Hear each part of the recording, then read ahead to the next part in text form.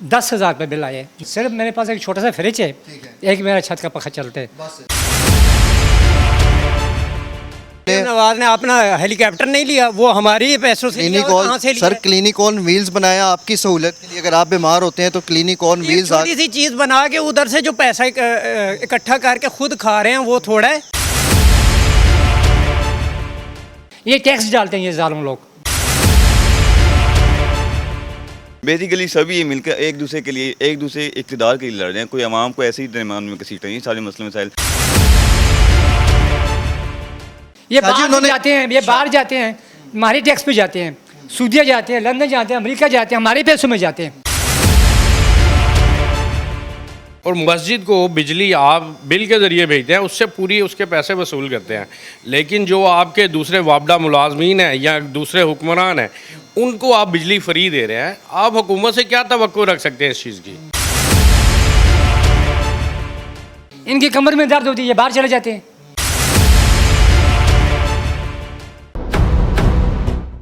शुरू करता हूँ अल्लाह के नाम से जो बड़ा मेहरबान और निहायत रहम करने वाला है। नाज़रीन, मैं आपका मेज़बान अदील अहमद, आप देख रहे हैं स्पेशल टीवी और मेरा प्रोग्राम हमेशा की तरह अवाम स्पेशल।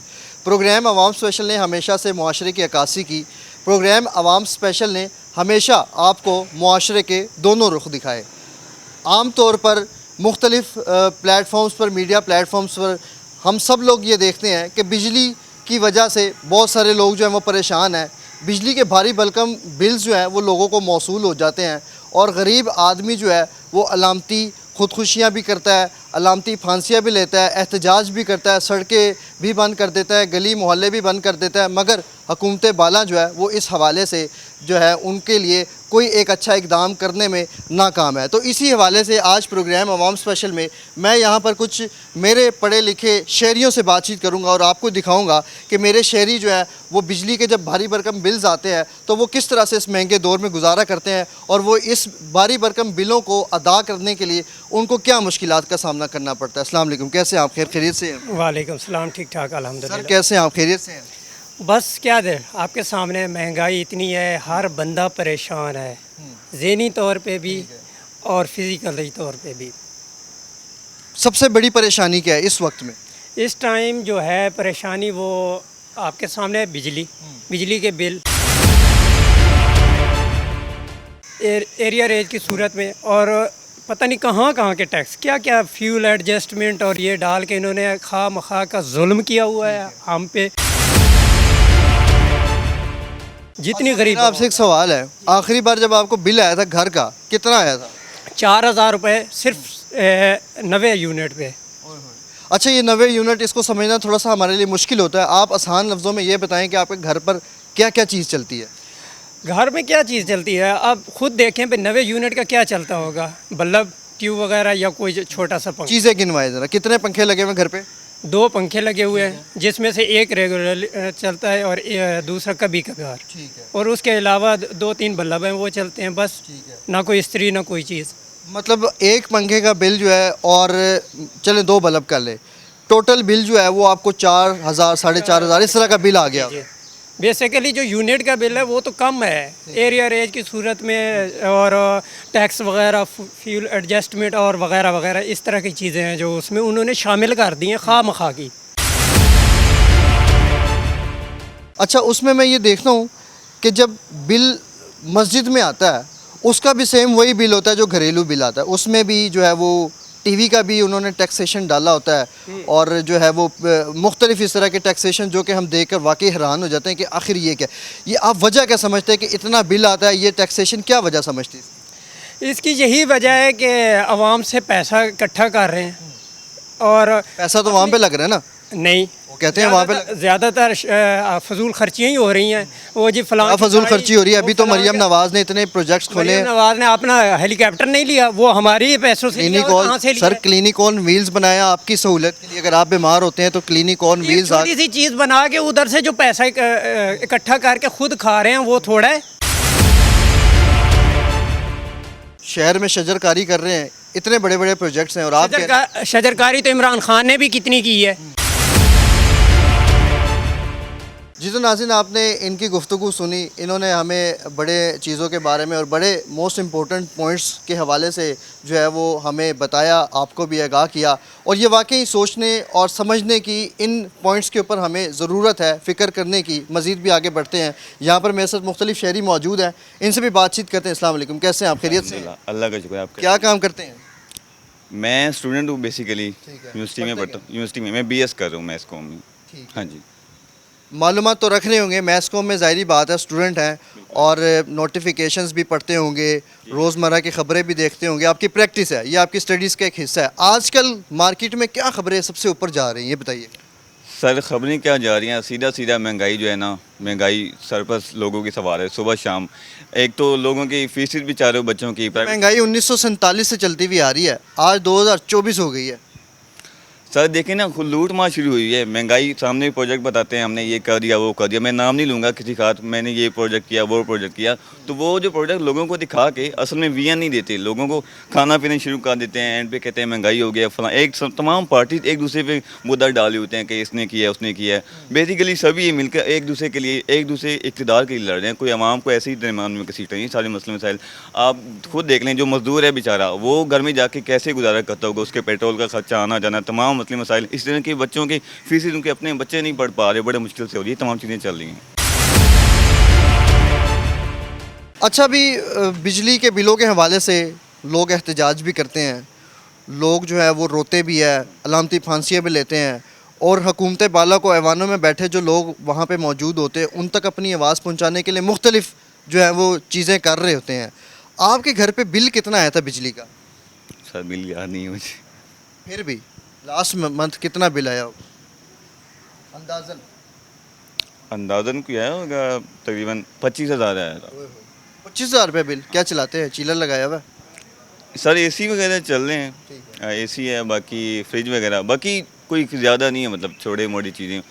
तो मैं तो आ जाता हूँ, यूनिवर्सिटी आ जाता हूँ, इस तरह से घर में तो लोग कम ही होते हैं, हर कोई अपने अपने कामों को निकल जाता है। फिर भी ज़्यादा जो है ना वो आ रहे हैं बिल, कहाँ से निकालें समझ नहीं। ये 25,000 रुपये का बिल आया, गरीब आदमी को जब आता है तो वो बड़ा जो है ना वो धाड़े मारता है, चिल्लाता है और वो कहता है कि मुझे 2 पंखों का 3 पंखों का बिल जो है वो 25,000, 30,000, 35,000 रुपये डाल दिया है। तो आप क्या समझ रहे हैं कि आपके घर पे जो 25,000 का बिल आया वो ठीक है? सर देखें, ठीक नहीं है। देखें आपने खुद भी जैसे कि देखा होगा, मसाजिद में भी टीवी फी आ रही है, मुख्तलिफ टैक्सेशन आ रही है, ठीक है। इसके अलावा गरीब जो मैंने जैसा कि बताया है कि जो मजदूर है, अब इसका अगर वो किराया फर्ज करें कहीं और से आया हुआ है तो किराया भी दे रहा है, उसने साथ पानी का भी बिल। ये बड़ा एक मोस्ट इम्पोर्टेंट पॉइंट इन्होंने रेज़ किया है, जिस हवाले से मैं आपको बताता हूँ।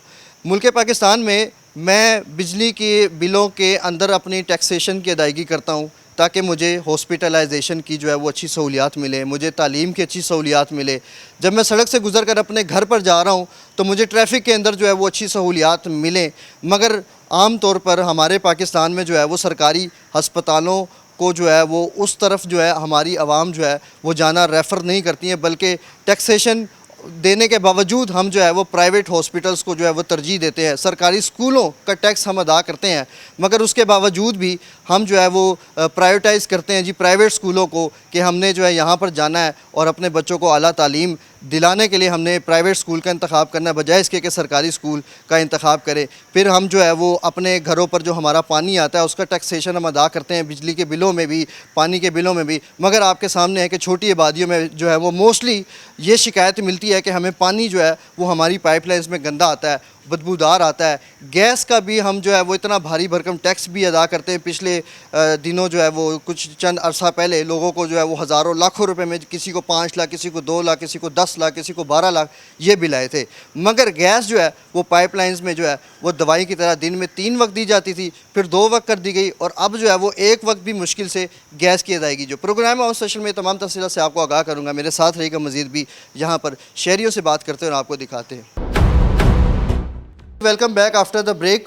और जैसे कि मैंने प्रोग्राम का आगाज़ करने से पहले आपको तफसीलात से आगाह किया था कि पाकिस्तान में इस वक्त बिजली के बिलों का जो है वो भारी भरकम बिल शहरियों के घरों पर बम की तरह उतारे जा रहे हैं, और इस हवाले से शहरी जो है वो आपको जो है मुख्तलिफ़ मुकामात पर जो है वो किस तरह के एहतजाज करते हुए नज़र आते हैं। मुख्तलिफ़ पैतरे जो है वो आजमा रहे होते ताकि हुकूमत बाला तक उनका ये पैगाम पहुँच सके कि हम ये बोझ जो है बिजली के बिलों का बर्दाश्त नहीं कर सकते, तो लिहाजा हम पर जो है वो रहम किया जाए और हमारे घरों पर जो बिजली के बिल बम की तरह उतारे जाते हैं उसमें जो है नज़र षानी करें और उसमें हमारे लिए आसानियाँ पैदा करें। इसी के साथ साथ शहरियों से मज़ीद बात करते हैं। अस्सलाम वालेकुम सर, कैसे हैं? खैरियत से हैं? हम जी खैरियत, अल्लाह का शुक्र। इन हालात में शुक्र ही करना चाहिए। जब शहरी से मैं ये पूछता हूँ ना कि सर कैसे हैं आप, खैरियत से, तो आगे से मुझे ये जवाब मिलता है कि मैं बिल्कुल ठीक ठाक हूँ, खैर खैरियत से हूँ। फिर मेरे जहन में आता है कि अभी तो इतने भारी भरकम बिलों के बिजली के बिल आ रहे थे, शहरी एहतजाज करते हैं, तो सर इन हालात में कैसे सर्वाइव कर रहे हैं आप? सरवाइव करना, देखें जहाँ तक बात है ना, वो इन हालात में तो बहुत मुश्किल है। जो सफ़ेद पोश लोग हैं उनके भी जो हालात हैं ना वो बहुत इन 2 सालों में काफ़ी ख़राब हुए हैं। तो जहाँ तक बिलों की बात है तो जो बिजली का बिल है वो आपकी जो भी लोग कुछ इनकम मंथली कमा रहे हैं तो उनका 50% तो जो है ना वो बिजली के बिलों की मद में जा रहा है। गैस भी आपको पता है दिन ब दिन महंगी होती जा रही है। हर चीज़ दवाई की तरह गैस को दिन में 2 से 3 वक्त दिया जाता था, अब 2 वक्त दी जाती है, फिर 1 वक्त भी दी जाती है। बिल्कुल ऐसे ही है कि हर चीज़ जो है ना वो मतलब जो इंसान जो है ना उसका गुजारा मुश्किल हो गया है। तो अब मुझे बताएं कि लोग, हम एहतजाज तो करते हैं लेकिन जहाँ पेट्रोल 2-4 रुपए कम करके, और हर आप देखें कि पहले कभी महीने 2 महीने बाद बिजली बढ़ती थी, अब हर 10-15 दिन बाद जो है ना वो शायद इन्होंने मंथली में एक मंथ में 2 बार जो है ना वो 3-4-5 रुपए यूनिट बढ़ रही है। तो और वो जो बिजली के कहते हैं कि इसमें हमारी गलती नहीं है, जो हमने IMF से कर्ज उठा के रखे हैं, ये उस मद में जो है वो हम बिलों के अंदर, अब गलती इन्हीं की है। पहले ये कहते थे कि जी ये जो कोयले पे जो प्लांट हमने लगाए हैं ये बड़े ज़बरदस्त हैं और ये हैं। आज 10 साल बाद जब इन्होंने अब दोबारा कई दफ़ा तो हुकूमत में आ चुके हैं, अब आके कहते हैं कि जी नहीं वो कोयले से जो है ना वो सही नहीं है और उसके हम मुतबादल बनाएंगे और ये करेंगे। तो एक पॉलिसी जो आपने 10 साल 15 साल पहले बनाई, अब आज उसी को आप कह रहे हैं कि ये सही नहीं है। तो इसकी वजह से बिल ज़्यादा आ रहे हैं। तो लोगों का क्या कसूर है? और लोगों को खाने के लिए कुछ नहीं मिल रहा। जो बंदा अपने मंथली एक्सपेंस में से बिजली का बिल ही आधी तनख्वाह लगा देगा, उसने बच्चों को क्या खिलाना? और ये हमारे जो हुक्मरान हैं इनको शायद इसकी परवाह कोई नहीं है। इन्होंने नए में तरमीम करनी हो और अपने 10 काम जो है ना वो सारे इनके काम हो रहे हैं, एक काम नहीं। आवाम जो है वो नोक कर करके थक गई है। आम आवाम ये बता के थक गई है कि हम ये बिजली के बिलों का बोझ बर्दाश्त नहीं कर सकते हैं। उन्होंने हर पैतरा आजमा लिया, एहतजाज करते हैं, एहतजाजन सड़कें बंद कर देते हैं, लोगों को आग लगा देते हैं, एक दूसरे को मारते हैं, हुकूमती तनसीबात के ऊपर हमला कर देते हैं, बड़े लोगों का नुकसान हो जाता है। सर ये तरीका बताएं, कोई आसान तरीका जिससे हमारे ऐवानों में बैठे लोगों को, इन गरीब लोगों की जो है वो पुकार सुने, सुने और फिर इसके ऊपर वो अमल दरामद करें। कोई आसान तरीका बताएं एहतजाज के अलावा। देखें मेरी बात सुने, मुझे जो समझ आई है ना अब तक ये है कि इन्होंने बिल्कुल नहीं कोई आवाम को रिलीफ देने के लिए, ये सिर्फ झूठे नारे हैं जो यहाँ पे आके TV पे और इधर उधर ये करते रहते हैं कि जी हम आवाम को रिलीफ देंगे। जहाँ तक बिजली के बिलों की हम बात कर रहे हैं तो मुझे बताएं कि पूरी दुनिया में सोलर सिस्टम जो है उस पे काम हुआ है। हमारे इधर भी इन्होंने कुछ किया अभी कि जी ये सोलर वगैरह, अब जब लोग सोलर पे गए हैं तो अब उस पे टैक्सेस वगैरह की बात कर रहे हैं। ये अब सोलर पे टैक्स लगा के ये क्या करना चाह रहे हैं अब, और हमारी माइंड मेकिंग किस तरह करते हैं ये आप मीडिया वालों में से मतलब बहुत सारे अवाम की आवाज़ भी हैं, जिस तरह आप इस मतलब जो है ना वो हमारी आवाज़ कहीं ना कहीं तक तो पहुंचेगी। लेकिन आप ये देखें कि TV पे ख़बरें चल रही हैं कि जी वो ऑस्ट्रेलिया में जो है ना वो सोलर पैनल पे जो है ना उन्होंने टैक्सेस लगा दी हैं। उससे हमारी ज़हन साजी ये कर रहे हैं कि जी ऑस्ट्रेलिया में अगर ये अवाम को रिलीफ दे देंगे हमारे हुक्मरान, तो मैं समझता हूँ उनका खाना पीना बंद हो जाएगा। मुझे बताएं, अगर सारा सोलर सिस्टम पे चीज़ें चली जाएं और गवर्नमेंट को उल्टा बिजली बना के लोग दें अपने सोलर सिस्टम पे, तो ये जो इतने हर 15 दिन बाद जो बिल बढ़ा के अपने खर्चे पूरे कर रहे हैं टैक्सेस लगा के, तो इनका खाना पीना बंद हो जाएगा। मेरा ख्याल है ये पेट्रोल और 2-3 ये बिजली और गैस, ये 2-3 चीज़ें ऐसी हैं जिस पे शायद ये, क्योंकि इनकी कारकर्दगी तो ज़ीरो है कि किसी कोई ज़ीरो नहीं है, ज़ीरो तो हम कह नहीं सकते हैं, मगर देखें ना मुल्क के हिसाब से भी तो हमारी हुकूमतें हैं। कोई इंडस्ट्री वगैरह नहीं लगा रहे। इंडस्ट्री जो लगी हुई थी वो बंद हो गई हैं पिछले कुछ अरसे में, जो यहाँ पे लोगों को रोज़गार था। छोटी फैक्ट्रियाँ तो ज़ाहिर बात है महंगाई की वजह से बंद हो जाती है, बंद हो गई। वो तो सरवाइव नहीं कर पाते क्योंकि टैक्स बहुत ज़्यादा आता है। वो टैक्स इन्होंने इनकी कारकर्दगी की वजह से है ना, जो इन्होंने पॉलिसीज़ बनाई हैं। तो अब जब ये कर नहीं सकते तो इनके पास सोर्स ऑफ इनकम, मुझे तो यही लगता है कि इनके पास और कोई नहीं है सवाए इसके कि अपनी आवाम को निचोड़ें और उनसे जो है ना वो ज़्यादा से ज़्यादा उनका जीना ही मुश्किल कर दिया। नाज़रीन, आपने देखा कि इन्होंने हमें बड़े अच्छे जो है पॉइंट्स से हमें आगाह किया और हमें बताया, मुख्तलिफ़ चीज़ों के हवाले से हमें आगाह किया कि बिजली के बिलों में जो है ये भारी भरकम टैक्सेशन और ये जो इतना इजाफा कर दिया जाता है, इसकी वजह क्या होती है। अच्छा, आप मुझे देखकर ऐसे खौफ में आए जैसे मैं बिजली का बिल लेकर आ गया। हालांकि मैं बिजली का बिल नहीं लेकर आया, मैं बिजली के बिल के हवाले से बात करने आया हूँ। मुझे महसूस होता है कि आम आवाम जो है वो बिजली के बिल से कितना घबराती है। सर, क्या वजह इतने जो है वो जाने लगे? मेरा तो ज़ाती ख्याल है मेरे से ज़्यादा आप भागेंगे अगर आपको बिजली का बिल इतना आ जाए। आया था और वाकई भागना पड़ा भी था, दौड़े लगी भी थी। हमने जो है वो हुकूमत बाला से ये दरख्वास्त भी की थी कि बिजली के बिलों में जो है वो आम आवाम के रिलीफ दिया जाए। आपको लास्ट टाइम घर पे कितना बिल आया था? मुझे तो तकरीबन 24,000 के करीब आया है। और आपने जो हुकूमत बाला से दरख्वास्त किया है हुकूमत की, तो ये बेहिसी का आलम है। और ऐसी हुकूमत है आपकी कि जो हमारे उलमा कराम या मस्जिद में हमारे बच्चों को दीन की तालीम देते हैं, जिनसे हमारा दीन आगे चले। बज़ाते खुद तो हम अपने आप को मुसलमान कहते हैं, लेकिन हम अपने बच्चों में कोई दीन की तालीम नहीं देते। और मस्जिद को बिजली आप बिल के ज़रिए भेजते हैं, उससे पूरी उसके पैसे वसूल करते हैं।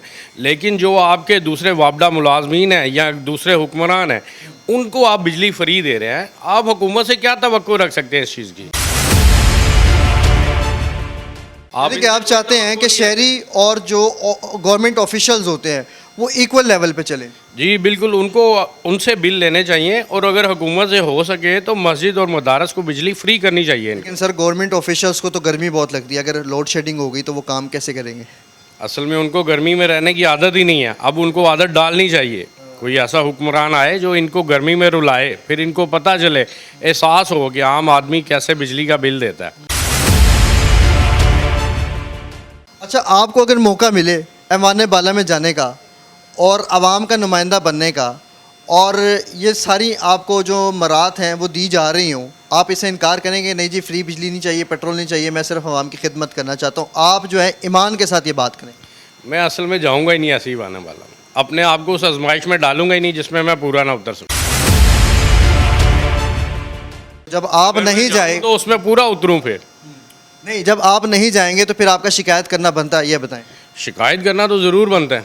क्या वजह शिकायत करने की वजह? थोड़ा सा देखें, अगर मैं नहीं शिकायत करूंगा, आप नहीं करेंगे, तो फिर कोई भी नहीं करेगा। शिकायत करना पता क्यों बनता है? शिकायत करना इसलिए बनता है क्योंकि शिकायत करना मेरा हक है, क्योंकि उस शिकायत के लिए मैं इनको पे आउट करता हूँ। इस शिकायत के लिए मैं उनको टैक्सेशन के ज़रिए भारी रकम जो है वो अदा करता हूँ अपना पेट काट कर। और मेरी तरह हर गरीब आदमी जो है वो शिकायत करने के लिए और इनसे सहूलियात मांगने के लिए इनको भारी भरकम टैक्सेशंस इनको अदा करनी पड़ती है। ये तमाम तफसीलात है प्रोग्राम अवाम स्पेशल में मैं आपको दिखा रहा हूँ। मज़ीद भी यहाँ पे शहरियों से बातचीत करते हैं और आपको बताते हैं, दिखाते हैं कि आम आदमी को जब बिजली का भारी भरकम बिल आता है तो फिर उसमें आम आदमी जो है वो किस तरह चिल्लाता है और उसकी क्या सूरत हाल बनती है। यहाँ पर मौजूद एक शख्स काम कर रहे हैं और इनसे भी इनके घर के हवाले से हम बात करते हैं कि आम तौर पर जो है वो इनके घर में बिजली के ऊपर जो है वो कौन कौन सी मशीनें ये चलाते हैं और फिर उसके ऊपर इनसे पूछते हैं कि उन मशीनों के ऊपर इनको बिल कितना है। अस्सलाम वालेकुम, कैसे हैं सर? खैरियत से हैं? शुक्र है सर, खैरियत से हैं। क्या बना रहे हैं आज? सर आलू चिकन बना रहा हूँ। इस गर्मा गर्मी मौसम में आलू चिकन बना रहे? क्या करें सर, बस कोई ठंडी चीज़ इस मौसम में बने? ठंडी भी बनाते हैं सर, घिया बनाते हैं, चपलियाँ बनाते हैं, मेरा मतलब तोरी बनाते हैं ठीक है। और सब। जाहिर आप नज़र आते हैं कि शेफ़ हैं। जी सर। ठीक है, माशाल्लाह। कितने अरसे से शेफ़ हैं? सर मुझे तो 35-40 साल हो गए हैं। 35-40 साल से शेफ़ हैं आप? जी सर जी। बड़ा अरसा गुजार दी, क्या वजह? ज़िंदगी गुजार दी सर, बस ज़िंदगी। दूसरा काम भी तो करना था शेफ़ के साथ। दूसरा काम क्या करना सर, ये बस आता ही है बस। अच्छा, लोगों को टेस्टी खाना खिलाना आपके शोबे में शामिल है, जी जी। और आप जो है, आपका फ़र्ज़ भी है कि लोगों को साफ़ सुथरा खाना खिलाना है, फिर उसके बाद उसका टेस्ट भी अच्छा होना चाहिए, फिर जहाँ पे बिठा के आप खिला रहे हैं वो भी अच्छा होना चाहिए। ये तमाम फ़र्ज़ आप कैसे अदा करें, थोड़ा सा इसके बारे में बताएं। इसको अदा करना, जैसे हम आप अपनी जान के लिए, अपने आज़ाद के लिए खाते हैं, उन दूसरों को जैसे सोचना चाहिए। जितना हम साफ़ सुथरा खाना अपने घर में इस्तेमाल करते हैं, ऐसी साफ़ सुथरा घर उनको भी इस्तेमाल करके देना चाहिए। हमारा फ़र्ज़ बनता है कि पानी साफ़ हो, प्लेटें साफ़ हो, बर्तन साफ़ हो, साफ़ सुथरा खाना उनको फराहम करना चाहिए। सरकारी अफसरान से जब मैं ये सवाल करूँगा जी जी। कि वो जिस तरह से रह रहे हैं, क्या वो अपनी कौम को भी इस तरह से रखेंगे, तो फिर क्या जवाब होगा? वो नहीं रख सकते सर से। जो हमारी पंजाब की पुलिस है, उनकी कंप्लेन हमारे पास आती है कि जो नार्कस बिरयानी खुलाते हैं, जो सही उनके पास सारा बजट आता है। पंजाब पुलिस पंजाब पुलिस की मैं बात कर रहा हूँ। क्या करते हैं वो करते हैं, जो इनके पास बड़ा बजट आता है खाने का, वो खाने का बजट बड़े अफसरान अपने पास रख लेते हैं और नाकस खाना बना के बेचारे नीचे तबके को देते हैं। नीचे एहलकार है। नीचे एहलकार हैं, जो पुलिस में बेचारे, जो डिप्टी में खड़े होते हैं, तो क्या उन करते हैं? बेचारों को नाकस खाना ये खिलाते हैं। नहीं, नाकस खाना तो खिलाते हैं, अपने पास वो सारा खाना अच्छी ये क्वालिटी जो वाला रखते हैं। अपने क्या अच्छी करते हैं, वाली पेट क्वालिटी है कि वाला खाना कुएं? अपने पास रख लेते हैं। और जो नीचे वाला अच्छा वाला खाना है, वो जो नाकस खाना है, जो चावल है, बिरयानी है, जो बना के 2 नंबर चीज़ उनको खिलाते हैं। यानी कि नाकस खाना खाने की वजह से उनकी कारकर्दगी भी नाकस हो नहीं, जाती है। नाकस होती है, नाकस। उन्होंने वो जो खुद कहा थे, हमें मेरे पास यहाँ पे चल के आए, उन्हें कहा था हमें नाकस खाना देते हैं, मिल्क पैक दूध देते हैं। जब ये वहाँ भी हमारे कज़ाफी स्टेडियम में मैच होते हैं, यहाँ पे बेचारे आते हैं, हमें ठंडा खाना देते हैं, कहते हैं ठंडी बिरयानी देते हैं। तो मैंने कहा हमारे पास बैठ के खाना खा लो। कहते हैं हम 1 दिन खाएंगे, 2 दिन खाएंगे, हमें तो डेली का नाकस खाना मिलता है, हम क्या कर सकते हैं। मैंने कहा यार इतना बड़ा दार है पंजाब पुलिस का, कम से कम आपको तो खाना तो सही मिलना चाहिए। वो कहते हैं शाह साहब बात ये थी, पीछे से खाना सही आता है, पीछे से हमारा सब कुछ सही आता है, आगे से आके हमारे साथ 2 नंबरी हो जाती है। हमारे उनके साथ होती है, हमारे साथ क्या बढ़ेगा। ये बात सही। अच्छा, मेरा आपसे एक सवाल है, बिजली का बिल आया था अभी आपको घर पे, कितना बिल आया था? मेरा सर जी 225 यूनिट सड़े हैं। ठीक है। मेरा 10,000 रुपये बिल आए, 225 यूनिट सड़े हैं, 10,000 मेरा बिल आए, और 18,000 रुपये मेरी सैलरी है, 4,000 रुपये में सुई गैस का आया, 1165 रुपये मुझे पानी का बिल आया, 15,000 रुपये तो मेरा ये बिलों में चला जाएगा। तो 18,000 से मैं अपने बच्चों को कैसे पालूंगा। इतना ज़्यादा बिल आ गया है, 10,000 बिजली में चला गया, 4,000 इनका सुई गैस के बिजली में चला, बिलों में चला गया, 4,070 रुपये। और फिर जो दूसरी सहूलियात है, उनकी बिलों की अदायगी करने के बाद इनकी जेब जो है मुकम्मल तौर पर खाली हो जाती है। तो मेरा सवाल हुकूमत बाला से ये बनता है कि जब ये आदमी, ये शहरी, ये मेरा गरीब पाकिस्तानी जब बीमार होगा, जब इसको कोई बुनियादी सहूलत की ज़रूरत होगी, तो ये कहाँ जाएगा? फिर जब हम देखते हैं कि हमारे स्टेट्स में चोरी डकैती और जो इस तरह की वारदातें हैं, उनके अंदर जो है वो इजाफ़ा होता जा रहा है, तो फिर उसकी वजह जो है, जब मैं इनके इस जवाब की तरफ देखता हूँ, तो फिर वाकई मुझे वो जवाब मिल जाता है कि मेरे स्टेट्स के अंदर जो है वो चोरी चकारी और ये इस तरह की वारदातों में इजाफा क्यों होता है। आपने बिजली के बिलों, इतना बिल आया है आपके घर पे, चले 225 यूनिट आपके जले हैं, उसमें आप क्या चलाते हैं अपने घर पे? सिर्फ मेरे पास एक छोटा सा फ्रिज है, एक मेरा छत का पंखा चलता है, तो दिन को सिर्फ मेरे बल्ब 2 बल्ब चलते हैं, वो दिन को बंद होते हैं, रात के भी समझो 1 बल्ब जलते हैं, उसके बावजूद इतना बिल मारा है। आप क्या समझते हैं कि ये बिल आपको आया है, क्या वजह हो सकती है? आपका ज़हन क्या कहता है? मेरा ज़हन सर, मेरे 3500-4000 से ऊपर बिल मेरे नहीं आना चाहिए, जितना मेरा घर में यूज़ करते हैं इससे ऊपर बिल आना नहीं चाहिए। ये टैक्स डालते हैं ये जालिम लोग, ये जालिम लोग टैक्स डाल के अपने जेब में जाते हैं इनके।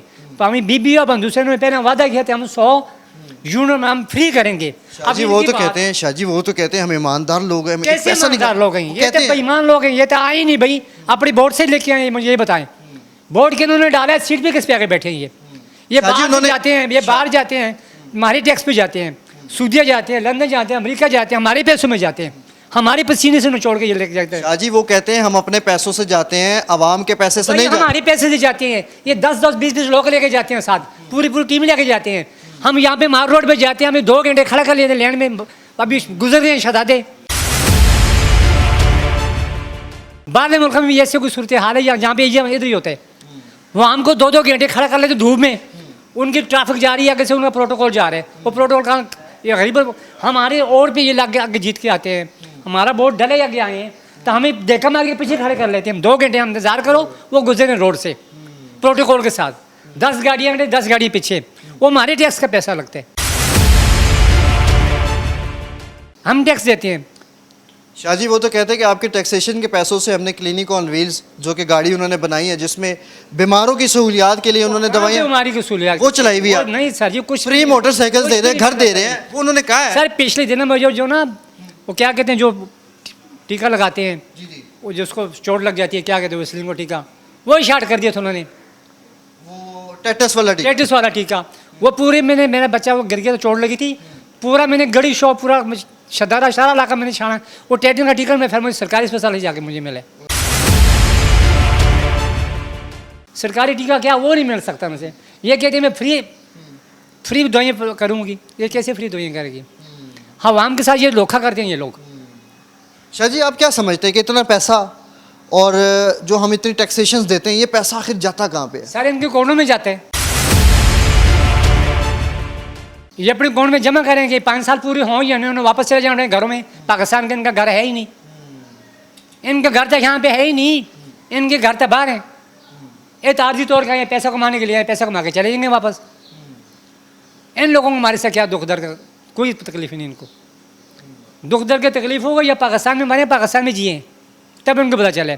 इनकी कमर में दर्द होती है, ये बाहर चले जाते हैं, जाते हैं या नहीं जाते? इनकी जब कमर में दर्द होती है ये बाहर चले जाते हैं, यहाँ पे इनका इलाज भी नहीं, यहाँ पे इनका कम से कम 70 साल से इनकी गवर्नमेंट है, तो अपनी अस्पताल नहीं बना सकते ये लोग।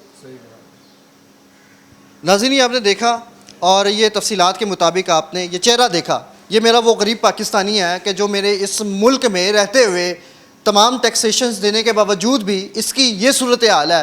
तो ये तमाम ज़िम्मेदारी जो है वो रियासत पर आती है, वो स्टेट्स पर आती है कि इस गरीब पाकिस्तानी की आह सुनने के लिए जो है वो ऐवान बाला में एसी के कमरों में और नरम गद्दों पर बैठे हुए हैं, मगर फिर भी इस गरीब आदमी की आह जो है वो सुन नहीं पाते हैं। आखिर ये निज़ाम जो है वो कहाँ तक जाएगा, फिर ये गरीब पाकिस्तानी जो है वो कब तक खुश होगा, इसके लिए मुकम्मल एक प्लान बनाना पड़ेगा। और ये प्लान पता किस तरह बनेगा? ये इस गरीब पाकिस्तानी की तस्वीर अगर ये लें और ऐवान बाला के सबसे टॉप फ्लोर के पर ऐसे चस्पा करें तो फिर जाकर इनको इस गरीब आदमी की शक्ल देकर, इसकी सूरत देकर फिर शायद इनके जो है वो दिल के अंदर एक नोक करे और फिर जाकर ये इस गरीब आदमी के लिए कोई रिलीफ का प्लान बनाए, तब जाकर मेरा मुल्क जो है वो जिएगा और मेरा ये गरीब पाकिस्तानी जो है वो खुश रह पाएगा। और इस मुल्क में रहते हुए वो इस मुल्क की तरक्की करदा गाहों पर जो है वो गामजन भी होगा और इस मुल्क को तरक्की के रास्तों के ऊपर भी डालेगा। तो ये तमाम तफसीलात आज मैंने प्रोग्राम अवाम स्पेशल में आपको दिखाई कि एक गरीब आदमी इस रियासत पाकिस्तान में